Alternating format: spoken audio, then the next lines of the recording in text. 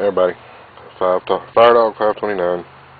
This is a video response to East Coast Preppers question of the week about alternative energy. One of the first things I did was created I call it a poor man's generator switch. It's not the real nice $200 or $300 Reliant switch, but I got this this little junction box here. Bought it on eBay for 30 bucks, and I know enough about electricity to tie it into my panel. So basically I have a 30 amp breaker that stays off. In the event that I lose power, I just have to flip my main breaker off, turn my 30 amp breaker on, and my generator powers my whole house.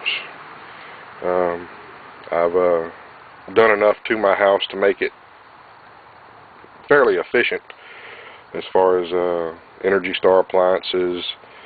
I have window shaker air conditioner units that are efficient.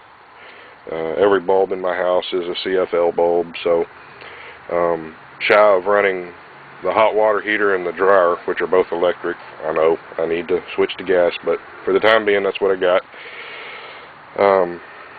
Everything except for those two I can run, so I do have gas heaters in there, so keep us warm in the winter and cool in the summer.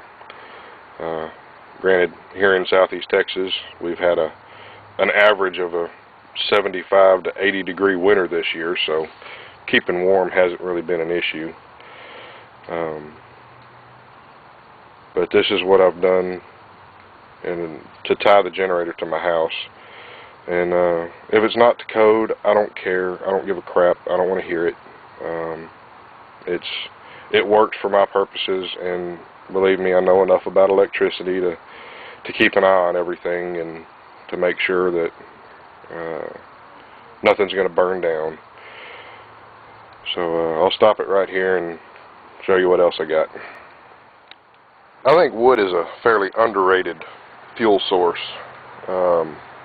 It is, well, fire in particular.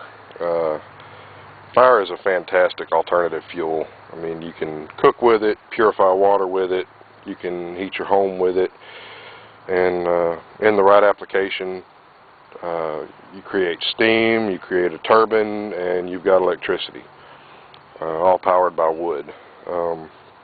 There's another fairly popular channel that they've built or bought, I don't know how they did it, a wood gasifier that they can power their gigantic generator with and power a Ford pickup truck with it.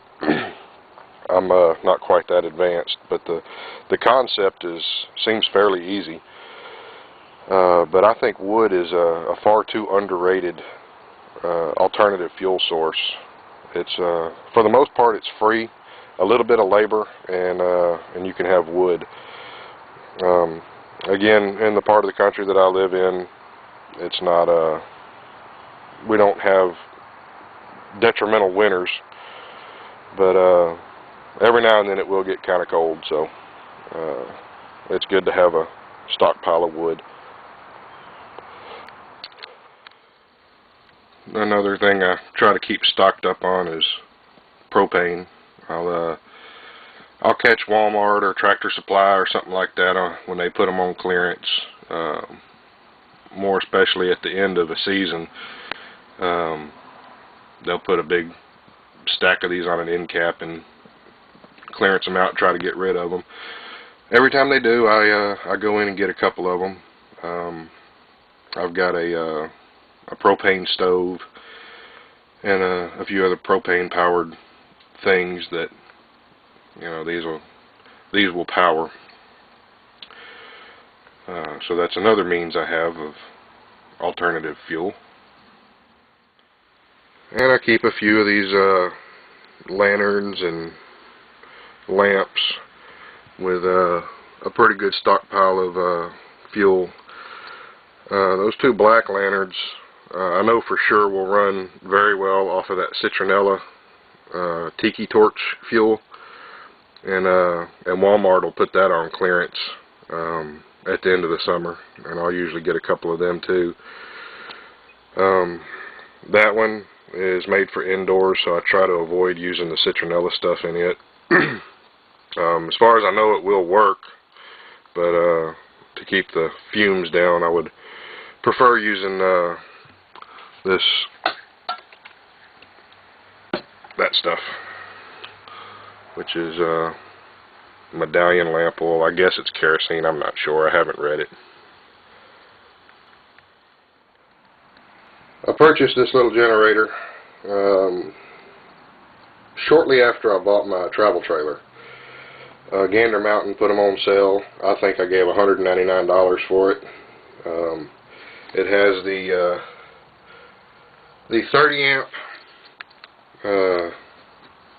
camper trailer receptacle on it. It starts on the first or second pull just about every time, and it's enough to power my entire travel trailer.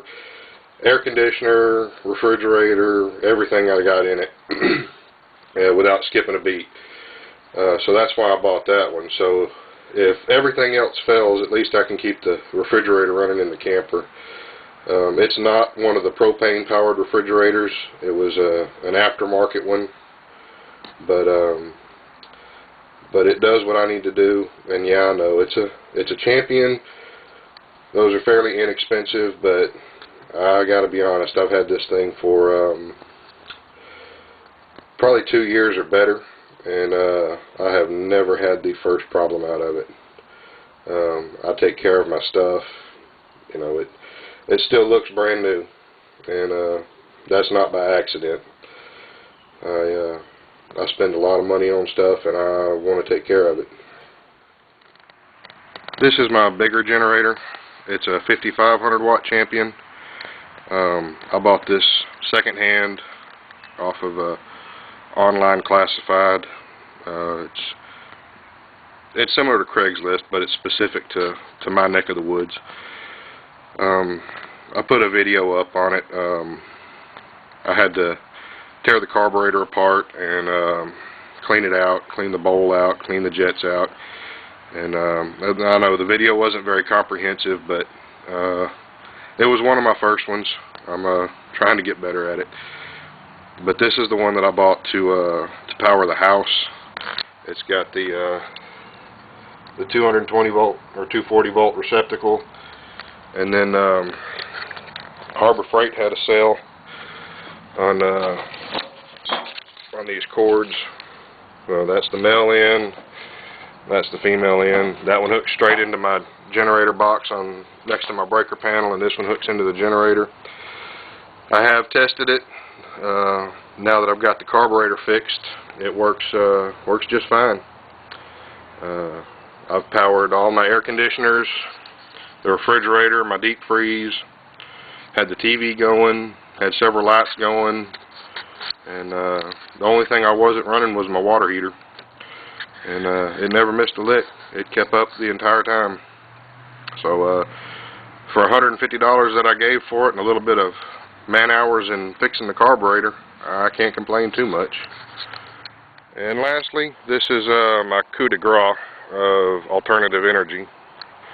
It's still in the experimental phase. Every panel is an 80 watt panel. The three on the top are monocrystalline 80 watts, and then the two on the bottom are polycrystalline. They're two different brands, that's why they look different. This was the result of me not knowing what I was doing when I was purchasing them. Just about everything I know about solar I learned from OBX and FUBAR protocol, which, as I'm sure anybody else who has anything to do with solar probably learned from them too. I currently don't have a battery bank. I strictly have this grid tied, and I'm in the process of remodeling my house, so I don't really want to hard mount them onto my roof, knowing that I'm fixing to put a new roof on it. So I had a scaffolding I wasn't using, and I rigged up some braces for it, and got a couple of grid tie inverters. I think I've got 500 watts of grid tie inverters with 400 watts of panel, and I'm on a good sunny day, I'm putting out about 300 watts of power that I'm sending back to the grid. And if I can keep everybody else in the house from using a whole lot of electricity, I can get my meter to turn backwards. I'll put a more comprehensive video up on this later, but this is just to answer East Coast Preppers question of the week as to what you've got. And this is what I got. All these panels I got off of eBay. I can't remember the name of the store that I got them from, but the 80 watt monocrystalline panels I paid $148 a piece for with free shipping. So I'm getting 80 watts of panel for about the same price or less than what you would get the 45 watt Harbor Freight panel kit from. Not saying that those aren't good kits, just anybody that buys those typically are going to replace the solar controller, the charge controller, and so if you're going to replace that, basically you're paying $150 for 45 watts of panels, and I paid $148 for almost double that. So if you keep your eyes open, you can find the deals. I'm still experimenting with the solar. I'm by no means an expert at it, and the more I've learning about it, the more I've realized that there's a lot of ways to die with electricity, more specifically with solar. I mean, even though it's mostly DC voltage, you're still putting a lot of amperage through wires, and you've got to make sure you've got the properly sized wires and everything else. I mean, yeah, OBX has said it 100 times, you know, positive to positive, negative to negative, and it don't get much simpler than that, and I agree, but you just got to pay attention to what you're doing. Make sure you don't hurt yourself or blow nothing up. But one of my next steps is to get a battery bank. That is the most expensive part of your solar array. I've got the charge controller, and I've actually got backup charge controllers. I keep it in a little Faraday box that I can't say I built. I bought a little metal garbage can. Got the idea from LDS Prepper, and it seems to work just fine. But anyway, I hope this sufficiently answers the question for you, ECP. Great question, and this is one of my favorite topics. I'm fascinated by it and hope to learn a lot more about it. But anyway, keep up the good work, my friend. Great channel, great site, and thanks for all you do.